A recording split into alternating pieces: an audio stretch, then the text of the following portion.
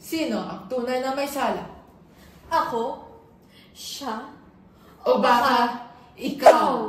Dito lang sa Interesting Horror! Episode 2! Hi, it's me, your host, Hans. And I'm Owie. And from Sender MM, ito yung sinabi niya. I just came out in an LDR. It was really difficult for me to maintain LDR because I'm hyper-fixated on one thing and wouldn't bother my studies at all. She was at her lowest of lows when I left her. I felt really guilty afterwards because at the same time, nahihirapan na ako mentally. Add ko na rin na when I talked to my parents about it, they would recommend me leaving them. In which at first I said I shouldn't. I felt that I myself am the villain in that story. Was it wrong for me to leave her when I am also breaking down? No, LDR ang topic. I have no experience sa LDR. Ikaw, meron ka bang experience? Alam mo, feel ko, ex ko nag-send nito. Hindi. Pero, super similar lang kasi talaga siya na nangyari sa akin. And it was during the pandemic na naman. So, lockdown. So, syempre, walang pwedeng pumunta kung saan-saan. Naging LDR talaga kami ng ex ko. Bale, yung nangyari kasi noon, na-meet ko siya during yung lowest peak talaga ng buhay ko. And nung first, parang it was going so good kasi sa lahat ng nagiging problem ko, sinasalo niya talaga ako. So, I thank him for that. Pero after parang ilang months lang, bigla siya nag-start mag-ghost. As in, grabe, alam mo yung mental illness ka ba? Gag-ghost ka pa ng ano mo. ng jowa mo. So yung low ko, yung lowest ko, naging mas low pa. Pero, ayun. Yung tanong ni MM dito, siya ba yung mali for leaving yung ex niya na nasa lowest peak din? So, ang unfortunate ng time niya. Kaya nga yun din yung iniisip ko eh. Kasi, wait, in the process ko medyo personal sa akin itong topic. Feel ko, actually no, I believe na hindi niya mali yun. Kasi I do believe din na I think it's never a good thing to make your partner or even your friends your therapist. Sobrang sobrang toxic nun. And I think okay lang sana siya kung a few problems lang yung sasabihin mo sa kanila. Pero yung everyday na sasabihin mo sa kanila na this is how you're feeling and you need advice, it's understandable if madrain ka. So I don't think you are the villain. And kasi since yan napagdaanan ko na yan, nung una, feel ko, ang unfair sa akin na iniwan niya ako during ng lowest peak ko. Kasi parang, alam mo yun, lahat na ng bagay sa mundo, umaano na sa akin, parang nagka-crash down na sa akin, tapos dadagdag ka pa na jowa ko, na partner ko dapat. Sa hirap at sa ginawa. Drama. Pero, ayun, sobrang na-feel ko na baka wala talaga siyang pake. Pero, after, actually, parang it took me 8 months to 11 months to move on. Tapos doon ko lang na-realize after all those months na hindi pala mali niya yun.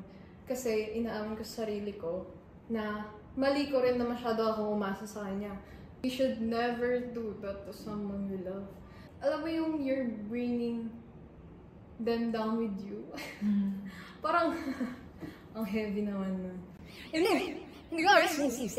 Alam kong may times na gusto mo lang talaga na magkaroon ng someone na, maging nandyan parati para sa'yo. Pero, ayun nga, like I said, hindi ka pwede parating umasa sa ibang tao for your happiness. At saka, based din sa sinabi ni Sandra, parang ito yung type ng situation na lose-lose scenario. Kasi if nagstay pa rin siya with this person, I feel like eventually may parang toxic sila na gagawin sa isa't isa. Kasi nga, unfortunately, unwell sila. And I feel like, pag nagstay sila, okay, in a relationship kayo, and I guess you can depend on each other, pero since nga may pinagdadaanan silang dalawa at the same time, I feel like lalabas din yung parang bad actions na parang, I think masasaktan lang din nila isa't isa one way or another eventually. And then, nasabi kong lose-lose situation siya kasi, okay, aware ka na unhealthy yung relationship for you and for your partner kasi nga, parang naging codependent kayo sa isa't isa. Tapos, unwell kayo mentally and emotionally.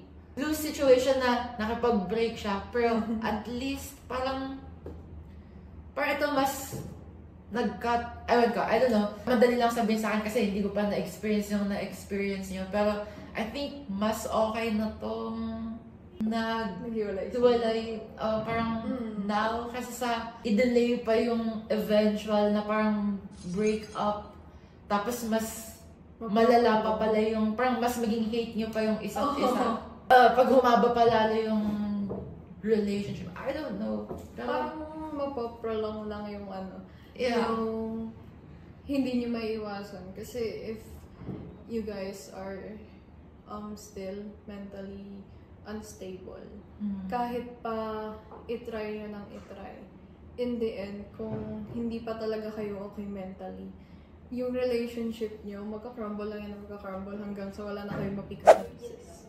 Ito, random question lang for someone na hindi pa nakapag-LDR relationship. Parang, since ikaw may experience ka na, I think i-compare mo yung LDR sa parang hindi LDR na relationship. Parang mas may legit ba? Alam mo kasi may parang stigma yung long distance relationship. Parang yung iba sinasabi nila, hindi yan legit na relationship. Kasi nga, parang online lang kayo nag-uusap. Anong opinion mo? As someone na madami lang naka-LDR, I don't think... Pero ayun, I don't think it makes a difference for me at all. Kasi kapag na-inlove ako, sobrang genuine talaga na it doesn't matter for me kung LDR kami o hindi. Kasi for me, ayun na yung feeling ko eh. Parang, like I said, last episode, bonus na lang yon kung magkasama kayo. Pero, kapag LDR, sure, may cravings ka na yung makasama mo, lalo na kapag yung love language mo is physical touch. Nandun talaga yung parang Pero, ginagawa ko doon is ginagawa ko siyang something to be excited about lang. Alam mo yung finally makita mo sila. Dadating yung day na magagawa niyo lahat ng gusto niyong gawin.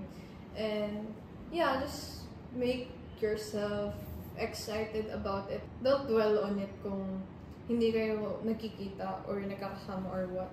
Kasi, it's love. So, anong ginagawa mo pag namimiss mo siya, for example? Sa akin kasi, kapag LDR to, enough na sa akin yung mag-vid call. Kasi, I mean, personally lang.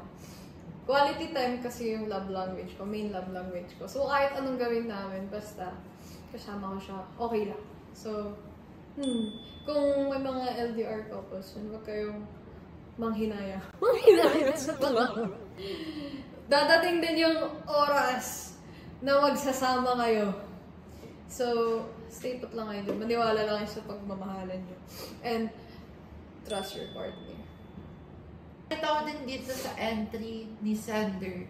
I don't think you should feel guilty kasi nga dito, nasabi mong, parang ina-acknowledge mo na, okay, nasaktan ko siya. And parang hindi mo naman intentionally gustong saktan yung partner mo. Unfortunate scenario lang talaga. Parang bad timing for both timing lang talaga. Another advice na mamibigay ko dyan. Kapag alam mo kasi nasa lowest ka, di ba? Iisipin mo na hindi mo na kayang tulungan yung sarili mo. Kaya magdedepend ka sa ibang tao na tulungan ka nila. At the end of the day, kahit anong paniniwala natin na gano'n, sa huli, yung sarili mo lang talaga makaka-help sa'yo. Don't depend on people too much kasi hindi mo malalaman na you're also affecting their mental health. And that's not a good thing. Alam mo yun, parang ikaw din yung magigilty kasi na-drain sila dahil sa'yo, and don't feel na parang sinukuan ka nila ng ganun-ganun na lang. But like, sa situation ni Sender, hindi lahat ng endings are bad. Sometimes it's for the better. Another tip, if you don't love yourself, lalo na pag in a relationship ka, yung hindi mo pagmahal sa sarili mo, it's gonna affect all your decisions. Lahat ng pag-overthink mo, nanggagaling yan kasi hindi mo mahal yung sarili mo. And that results to the two of you being mentally drained parate. So, ayun, ang payo ko lang, as cliche as it sounds, please, mahalin niyo muna yung sarili niyo. Kasi you don't want to enter a relationship only for you to drain your partner. And naalala ko sa sinabi mo, kapag sa relationships parang Venn diagram. So, ikaw, circle ka, yung partner mo, circle din. And then yung relationship nyo is yung parang... Pag sa ganun, yung nasa gitna. Nasa gitna ng Venn diagram. Yun lang yung gano'n. Yung pagayan. Kumbaga yung relationship nyo, dapat yun lang yung part na yun. Pero individually, dapat parang solid ka pala na shape na circle. Kasi otherwise, if unwell ka, parang hinahatak mo na din yung partner mo pababa. So, sabi niyo ba na siya yung mali? To summarize the episode, no, I don't think you're the villain in you guys' story. It's definitely not wrong na iniwan mo siya. Though kung, let's make it understandable kung yun yung ma-feel niya.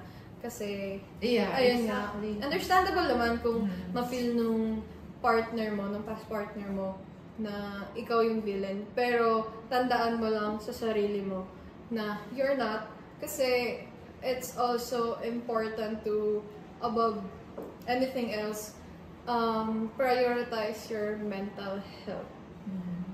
Wala kayong mararating kung parehas kayo unstable. So, I think it's, it's for the better. Yeah, and gusto ko i-emphasize yung sinabi ni Owie na valid if masaktan or magalit sa'yo yung partner mo. Kasi nga, dinomp mo siya. But, at the same time, you know, yun nga, nakailang ulit na ako sabi na unfortunate timing. So, I hope in your next relationships, parang maging cautious na muna kayo before mag-jump. Love yourself first! Love yourself first.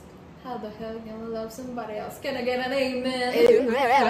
Ano ba ang ating outro ng episode 2? That's it for episode 2! Medyo heavy yung topic, but I think a lot of people need to hear that. So, I don't know. Yeah, Sender don't be too hard on yourself. Yes! Pero, Get well. yeah, sana okay na kayong dalawa. Kung merong may entry sa inyo na gustong ma-feature sa aming podcast, to kaming dalawang yappers, ready. Send na yan. Ready pag-usapan Send it! inyong experiences. Diyan na magtatapos ang episode 2 na Investigator!